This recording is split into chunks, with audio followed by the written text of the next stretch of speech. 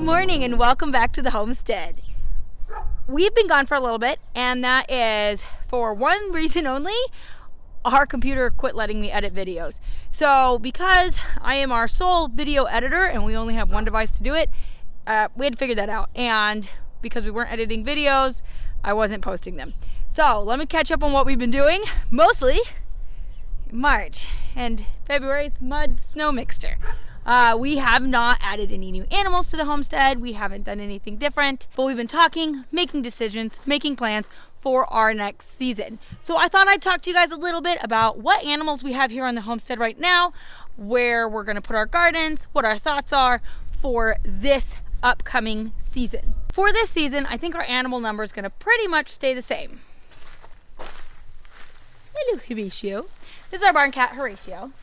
He is one of 5 barn cats out here. We did move some cats outside, and we had some indoor ones that were indoor-outdoor, and it was time to just put them outside permanently. The next animal we have, you know, is near and dear to my heart, our dear goats.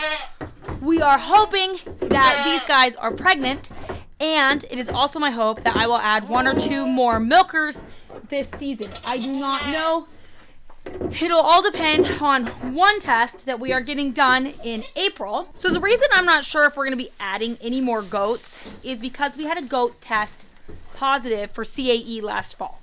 I got rid of that goat. We no longer have her. While CAE doesn't have to be debilitating for goats and they can live a long life with it, it's very contagious and it gets spread through milk. And because we're doing dairy, it's just not smart for us to keep a goat with CAE. And I refused to buy from a herd that's not tested. And it had been my understanding that the herd I was purchasing from was tested. Turns out they weren't. That happens sometimes. You know, when you're getting animals, you got to be careful.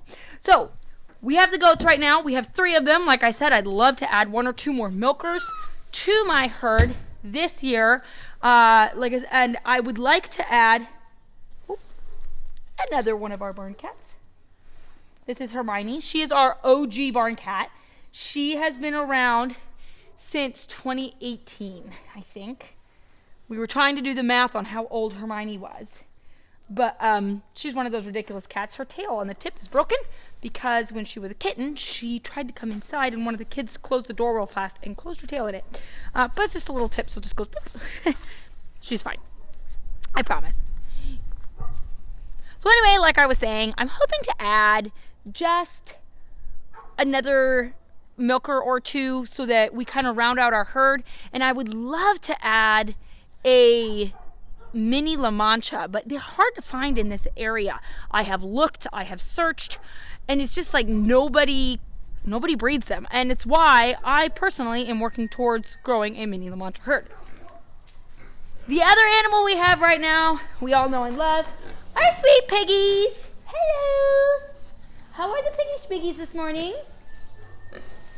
The babies are getting so big. So our goal this year for these guys is that the 4 big ones, Pickles, Pepper, Dottie, and Denise, all of our mamas will have a litter of babies this year and will continue to sell and grow out pigs.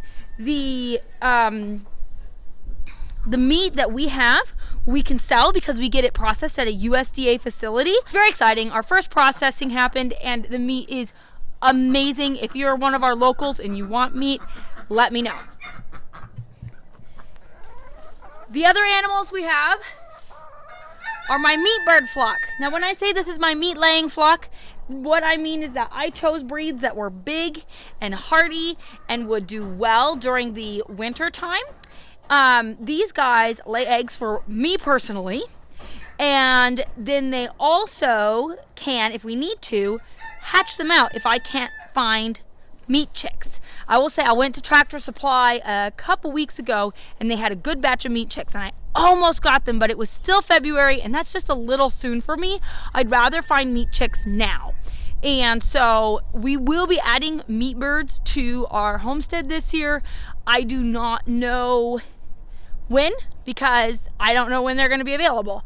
So yeah, I don't like to order them in. I'd rather hatch out at that point and not spend as much because it is expensive right now to order meat chicks and they are not always available. The other animal we have right now on the homestead is our trusty dog. She is such a good farm dog. We love her. Our sweet Bo Peep. Come here. Come here. Now, she is in a run. And what we do, why we have her in the run, is actually because she is next to our rabbits. Our rabbits are meat rabbits. And we right now have 8 grow outs, which is amazing. We haven't had babies in a while. So Beth has her 8 grow outs and her 3 adults, 2 females, 1 male, and they are growing in the colony. We're still using the colony. I still love the colony and I recommend it to everyone.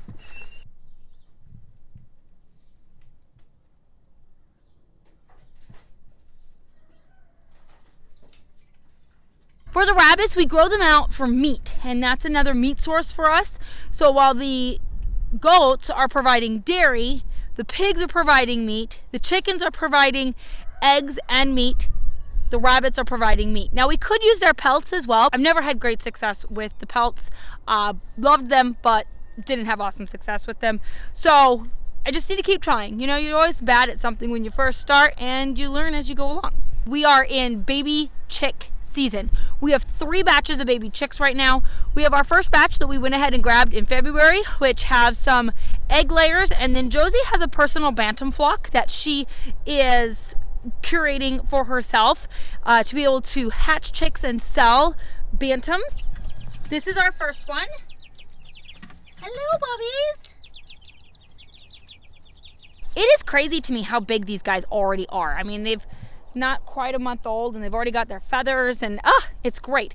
And we are using our mobile brooders still. If you have an interest in our mobile brooders, I will put up a whole video. Just leave a comment below, and while you're at it, if you're leaving a comment or if you're interested in seeing more, please hit the subscribe button and watch our videos as they come out. It helps me know people enjoy these and it encourages me to make more content. So both of our mobile brooders right now have chicks in them.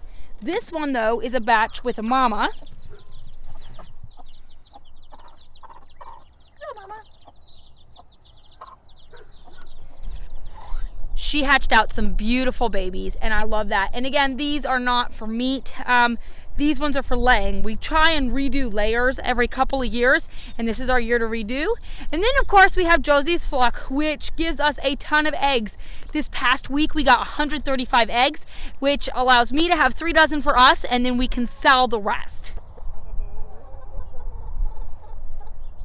I'm excited to get these guys moved soon. Our skid steer broke and we don't have a tractor, and so we can't move the semi-mobile coop.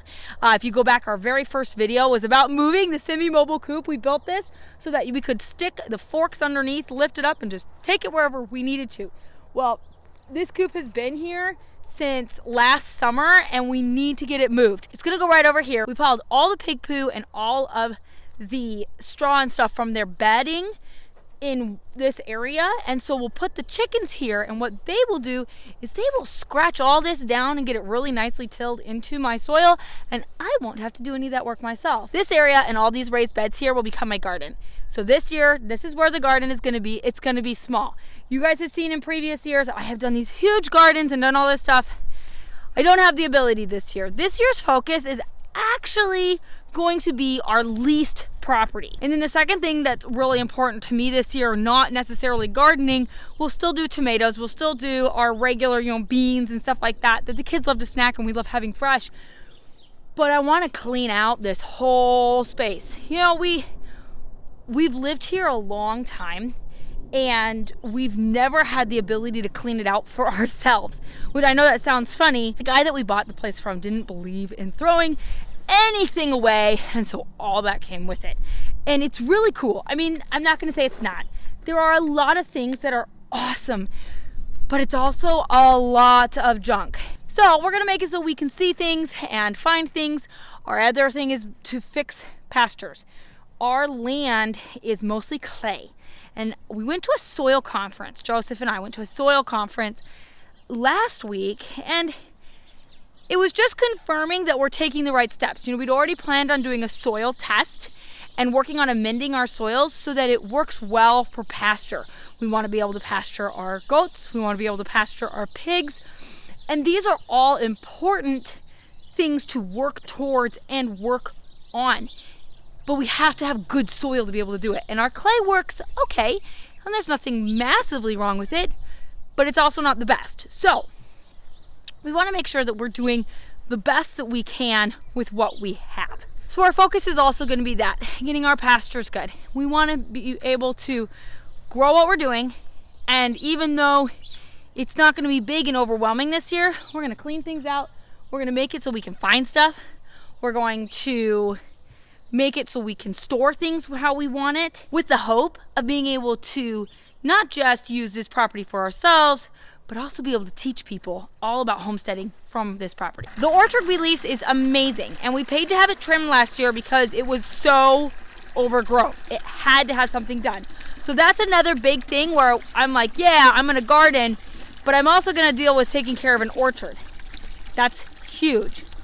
One of the things I'm really looking forward to is in another month or so here, my parents are gonna be getting back from snowbirding, and I am so excited for them to be able to share with you on this channel where they go and how they do it. I mean, we just want to encourage multi-generational homesteads to make that work. It's something that I've previously said, but it's not only good for the kids, but also for the parents and the grandparents. It's just such a neat way to be able to be together. So if you're wondering why I didn't highlight the turkeys, it's because I am working on getting rid of them. I have 2 left, 2 hens. So while I may keep them for some eggs, I'm not planning on keeping them forever. They do not grow out well. And I mean that in the nicest way, but I'd rather raise a Cornish cross and a broad-breasted and not be dealing with turkeys in the cold fall and butchering in the cold fall for such little meat that we got from them. So those guys are leaving. I'm no longer going to be doing turkeys. Another thing you may be wondering is, where are the lambs? My husband's parents live down the road and they have sheep, and we asked if we could keep the lambs there over the winter time because our lambs were just escaping all of the pens that we had for them. And they're like, sure, bring them over. So we have them there. We're actually going to be butchering them this month. I am so excited about it. A little sad to see them go because they're absolute sweethearts. But we are going to be butchering them for our Passover meal. And that is, it's something where we get to glorify God in what He's allowed us to grow and provided for us. So it's kind of cool thing. And I'm actually very excited about that piece of it. Not so excited about the butchering, but it'll all happen. I hope this kind of gives you an overview of what we're going to be doing this year. It's going to keep it pretty simple. Like I said, we're going to focus mainly on cleaning out and cleaning up, making this place what we actually want it to be. We're not sure yet. We're still figuring out all the little details. I'll sit down with Joseph sometime with the camera on and we'll talk about what he sees and what I see and all the different little pieces. God's leading us in this path for homesteading and for teaching people how to homestead, and we're just taking those moments that we can to learn everything and to get better at it so that we can share with people that it really is doable. So anyway, thanks for coming along today, and I hope you enjoyed seeing all the animals and hearing a little bit about what we are going to be planning for this season. Until next time.